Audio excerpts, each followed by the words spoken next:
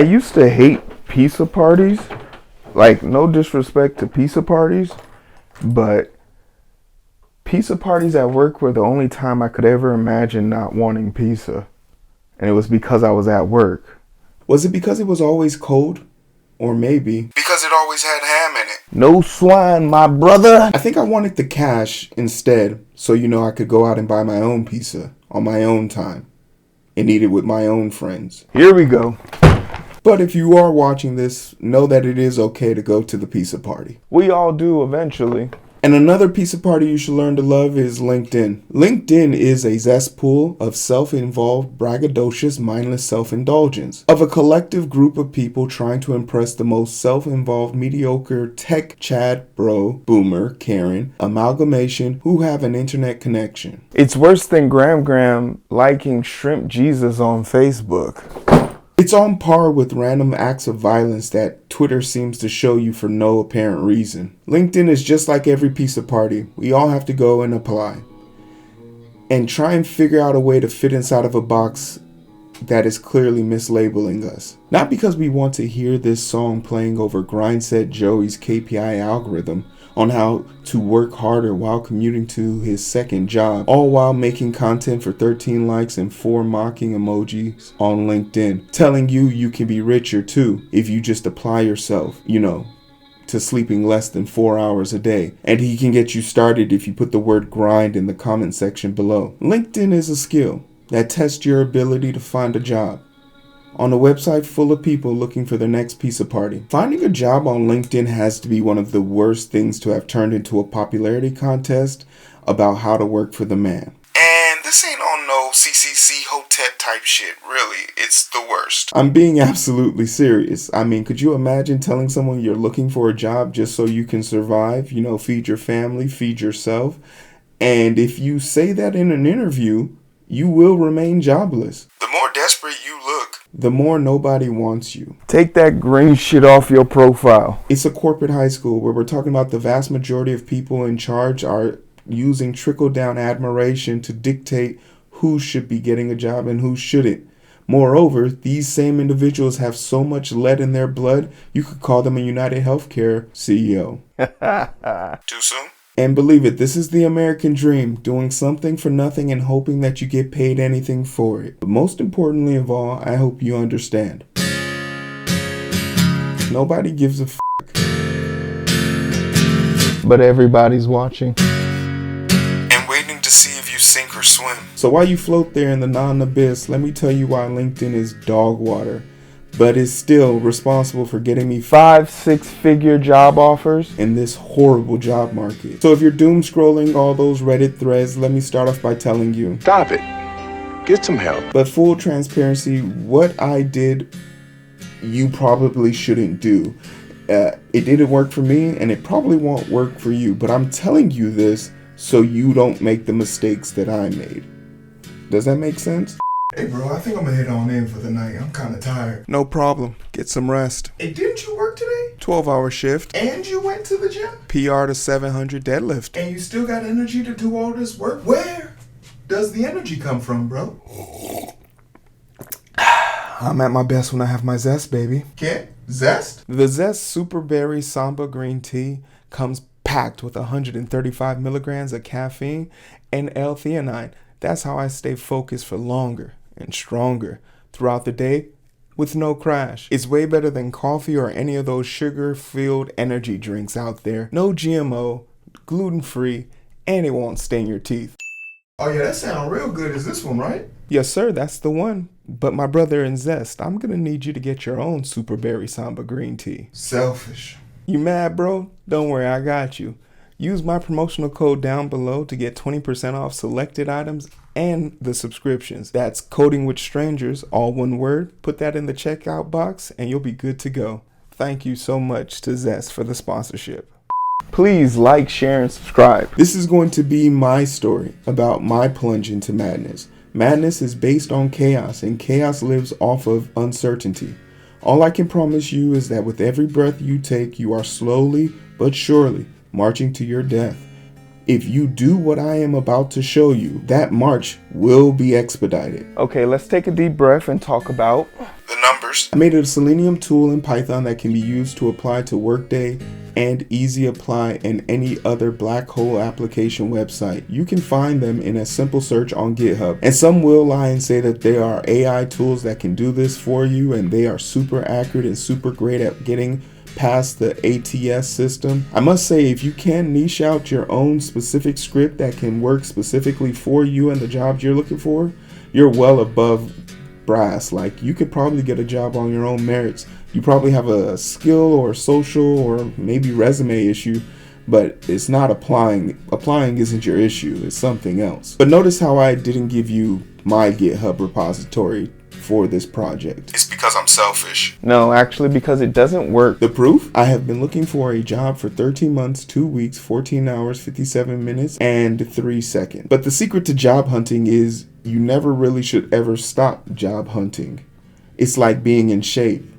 You gotta stay the course in order to continue staying in shape. So that's why my clock never stops ticking. I have applied to over 22,253 jobs. And making the assumption that I only applied on weekdays, that's about 55 per day. 70% of those jobs I applied to were on LinkedIn, 15% were on Indeed, and 10% were on company websites. 5% were from recruiters, opportunities, and meetups. I had 238 initial callouts from recruiters. Of that, only about 50 reached out for interviews. Of that, 43 reached out for a second round interview. And from that, I took about 18 technical exams or some type of technical write-up that led to 9 final round interviews, which then eventually led to me getting 5 formal offers. I turned down 4 offers. Why? One job wanted me to move to Oklahoma. You. One job didn't want to pay me. Broke.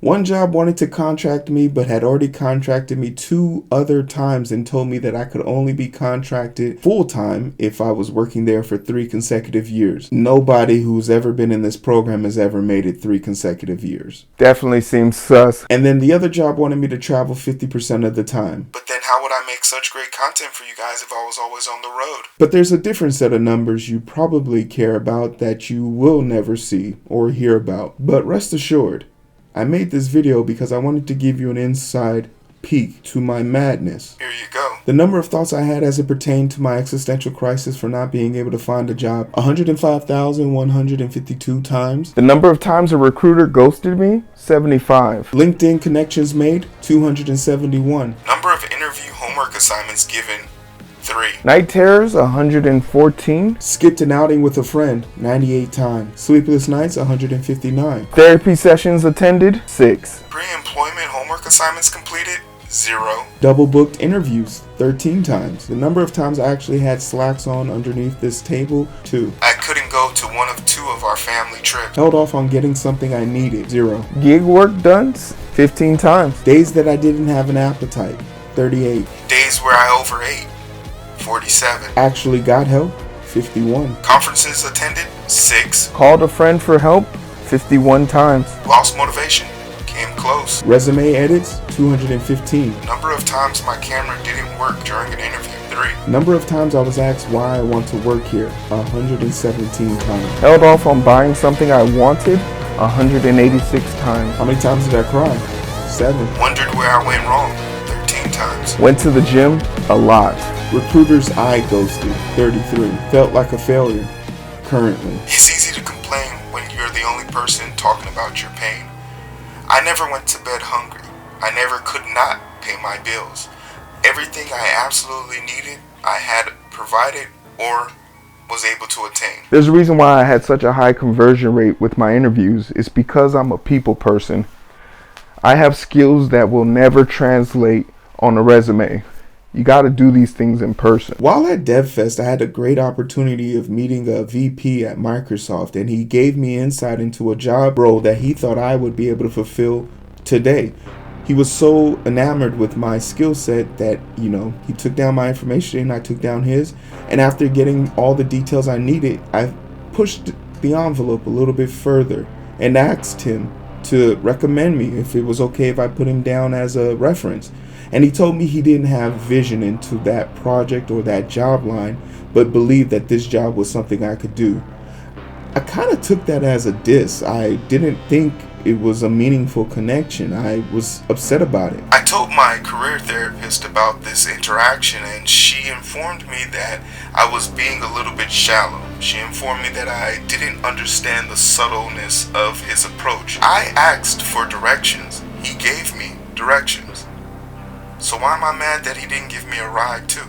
Damn. This is where it's very important to have a community of people surrounding you so that you don't end up doing something dumb like messing up a blessing that has been given to you. Who do you surround yourself with? You aren't going to out-apply a bunch of robots on LinkedIn. You need to get out there and let the most important part of you shine, your personality.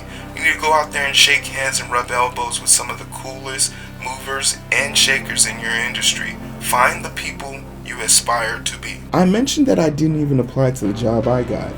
I simply was working at a hospital when I went down to the IT department to help download one of my patients' charts. I was trying to work my way and navigate through it, and one of the IT individuals taught me how to do it so that I didn't have to come down there. But I continued to come down there because I enjoyed the technology of it. And one day when the roles were reversed, I offered all of my assistance and was able to help them find a bunch of patient files that were being locked behind backdoor walls and a bunch of other things. That interaction led to that individual, who was an IT consultant for another company, making a request saying that they needed someone who worked in a hospital space but had technological understandings of how to maneuver patient data information. And even though in that moment he couldn't remember my name, he took it upon himself to email the admins at the hospital to find who I was. And it was right at that moment when he got my name that he reached out to me on LinkedIn to offer me a job I never applied for. All this hate I give LinkedIn is shallow at best. I mean, the last 4 jobs I've actually worked came from there. All 5 offer letters I got in this past year came from LinkedIn. I hate to admit it, but I am sort of like a poster boy for LinkedIn. And I am sort of at the point in my career where my next opportunity should be looking for me. But you're gonna need something in order to do that. The skill to stand out. You must do the work. If you want a job, you need to be able to solve problems of people who have money. You need to do the leak code. You need to build in public. You need to build on the bus. You need to build with strangers. You need to build on your own. I've made 40 projects on the year, all the way from API algorithms to projects for major companies like YouTube, all the way down to something as simple as mundane as chicken nuggets racing around a Mario Kart. Countless hours spent offline in Discord calls, talking to people, looking at Reddit clips, Stack Overflow, and asking questions. Getting good isn't something that you do once. It's an everyday process. And I'm still nowhere near where I want to be. So after 13 months of me trying to get a job in the tech field, how did I do it? How did I get a company to offer me 6 figures, for me to decline that 6-figure offer, and then offer me $30K on top of that? How did I get them to give me what I wanted? How did I know this was the company for me? How did I know the right answers? How did I know what to say? How did I know?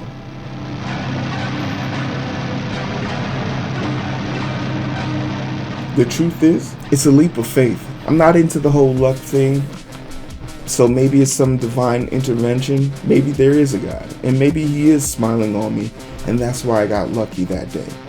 Thanks, big bro. I wish I had an answer for what you should do next. But based on everything we've talked about, maybe you should go out and shake some hands at some of these conferences or local meetups. Spell check your resume maybe 1 or 2 times. And when you get another life upgrade, maybe you should put a little bit into the skill set that you've been building, or the luck stat. Or maybe you could stop, doom scrolling and actually work on your craft. But I can tell you this much. Your time is coming, and it's only over when you say it is. So chin up, ass tight, dig in, and stay ready, so that way you don't have to get ready. If you're feeling overwhelmed, come and tell me about it in the Discord. We have a whole page dedicated towards it. Leave some tips and tricks in your journey that you found to be useful in the comment section below, or on any platform of your choosing. But most importantly of all, come back and tell us how you did it. Tell us how you did it your own way and made waves while doing it. You feel me? Oh, and make sure you get what you feel you're worth. Already have the number in your head of what you want. And don't let no Karen, or anybody for that matter, talk crazy to you. And when you're feeling burnt out because you've gone 86 weeks with working straight, remember, PTO's like debt. You can't take it with you and death. Swipe, swipe. Only psychopaths don't like pizza parties. Pizza parties are much better than doing this whole job hunting thing all over again. Right? Thanks for watching.